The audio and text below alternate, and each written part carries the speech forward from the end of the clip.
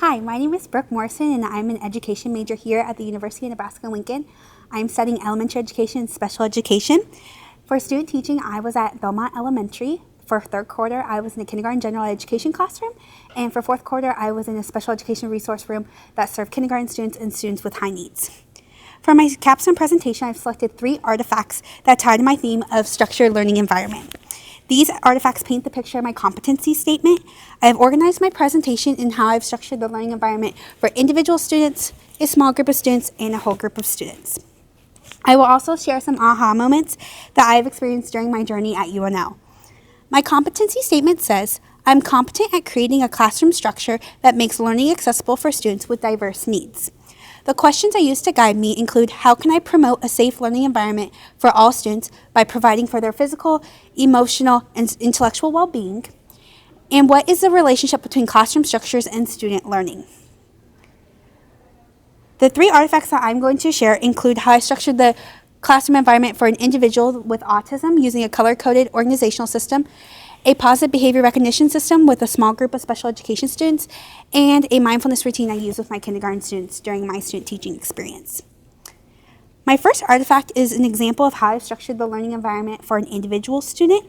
During my math block practicum, I was at Meadow Lane Elementary in a 3rd grade classroom. I had a student on the autism spectrum who had challenging behaviors due to becoming overwhelmed when he was looking for his assignments. The behaviors mostly occurred during transitions or when he had to find materials in the task at hand. After looking at the students' unique needs, I implemented a color-coded organizational system that had each subject, math in a blue folder, yellow was all his reading materials, and orange was his writing materials. And we used this key on top of his desk so we could point, remember, you're looking for your multiplication chart in your blue math folder, and then he had all of his folders in his desk, and we pre-taught how he would find his materials.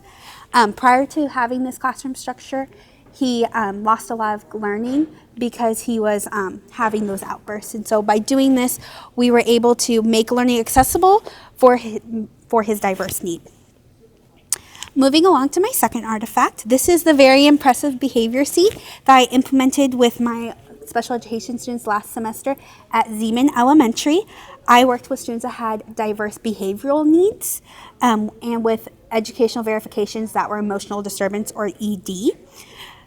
The students I worked with needed extensive structure, positive reinforcement, and modeling of appropriate behaviors.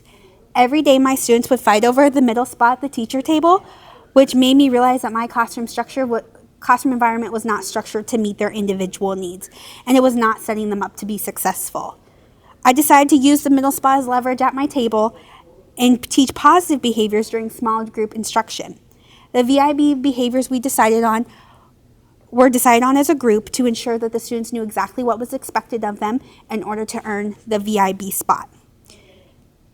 The behaviors we targeted include raising your hand, using a kind tone of voice or kind words, and working the entire time.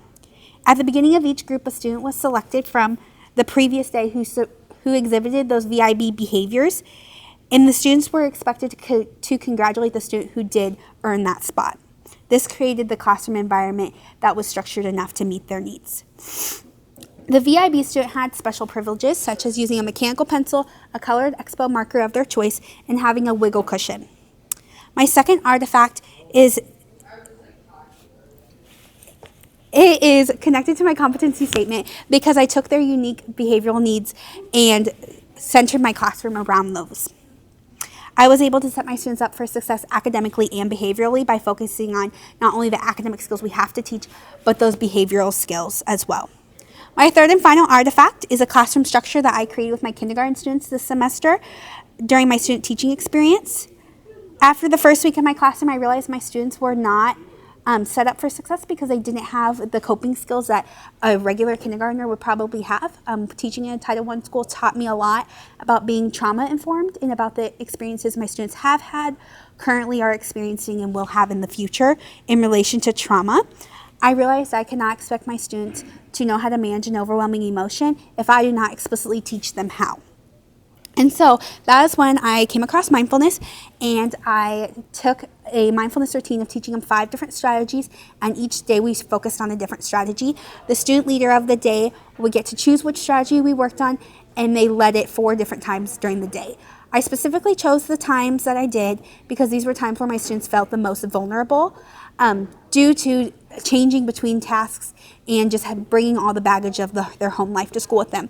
So we did our mindfulness routine, or the strategy that we used that day, at the beginning of the day, after lunch, after recess, and at the very end of the day before they went home. And by using mindfulness, my students were able to focus on the task at hand and with learning, rather than having to focus with everything else going on in their lives, in their little brains. Explicitly teaching and structuring the learning environment around students who have traumatic experiences taught me a lot about how it increases the likelihood that students will be successful, because they know the adults at school want them to succeed and are structuring the learning environment to meet their individual needs. At the end of the day, students need to know that even when their world is upside down, that the adults at school are here to help them learn and be successful, which is exactly why structuring the learning environment around the diverse needs of students is vital. As I thought about the 3 artifacts that I selected, I came across a quote from Alexander Den Hager, who's a Dutch author. Alexander Den Hager once said, "When a flower doesn't bloom, you fix the environment in which it grows, not the flower." This was the aha moment that I had been waiting for. It brought my entire philosophy about teaching the structure by structuring the learning environment for students together. I realized that many times teachers think our classroom is a one-size-fits-all. We come in at the beginning of the school year and we say, this is how we're going to do it, and we don't even know our kids yet, and rather we need to think of it as a fluid process. When tulips, like flowers, all students have diverse needs and need different things from teachers. While tulips need full sun to bloom, pansies need partial sun. We wouldn't expect tulips to bloom in only partial sun, or pansies to be successful under full sun. So why should we expect students to be successful in an environment that does not address their unique, individual, diverse needs, or set them up to be successful? Another aha moment I had as I analyzed my artifacts is the meaning that they carry with them. When you structure the learning environment around an individual student or a small group of students, and even a whole group of students, they feel that sense of belonging and they feel that they are valued in the classroom community. Although students may not understand why another child gets something different than them in the classroom, I believe this is a perfect opportunity to teach students that we are all like a flower and we need different things. We all need love and support, but some friends just need a little bit extra. And I think this is where you could tie it to that concrete understanding of to a flower, make it that metaphorical analysis. On the other hand, I can see the limitations attached to structuring the learning environment in the classroom. While I would love to say a general education teacher could structure the learning environment for 24 individualized plans, but it's not feasible, nor is it reasonable for a general education teacher to be expected to do that, which is exactly why teachers need to have that fluid mindset, but be willing to structure it as much as they can to those Tier 1, Tier 2 students, and then allow resource teachers to come in and help and support those Tier 3 students that have extensive needs.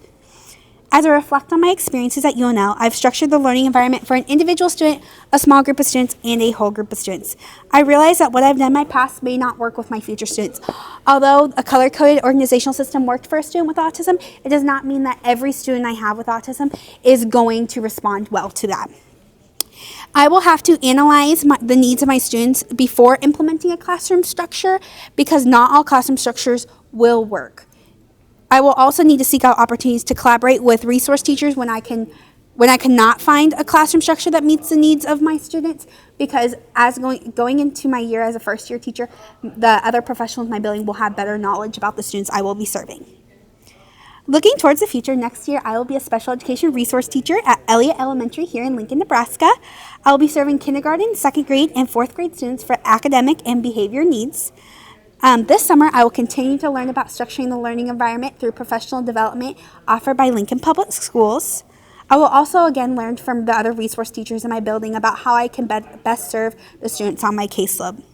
As for a short-term goal, I will teach general education teachers how they can best serve students with disabilities by creating a handout that has different ways, tips, and strategies of how they can structure the learning environment to meet the needs of the students that I do provide services to. I believe this is a great way to create a collaborative conversation amongst myself and the general education teacher, where we can work together to both serve the students in the best possible way. As for a long-term goal, I will earn my master's degree through the University of Nebraska-Lincoln.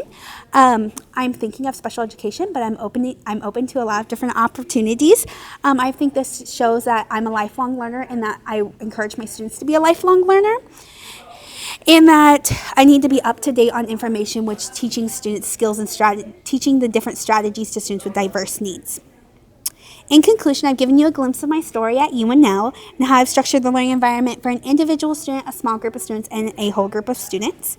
The 3 artifacts I've selected demonstrate my competency by identifying a student's missing skill and using that as a strength and making structured supports that help them be successful in the classroom. All in all, I realize that students are like flowers, and when they are not being successful in a particular environment, we teachers must look at the environment as a whole rather than pointing directly to the student.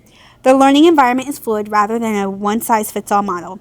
By analyzing the theme of structured learning environment and the classroom systems I have created during my time at UNL, I have learned that I am in tune with students' needs and play off of their strengths, but I am also eager to learn about more ways to better serve my future students. Do you have any questions?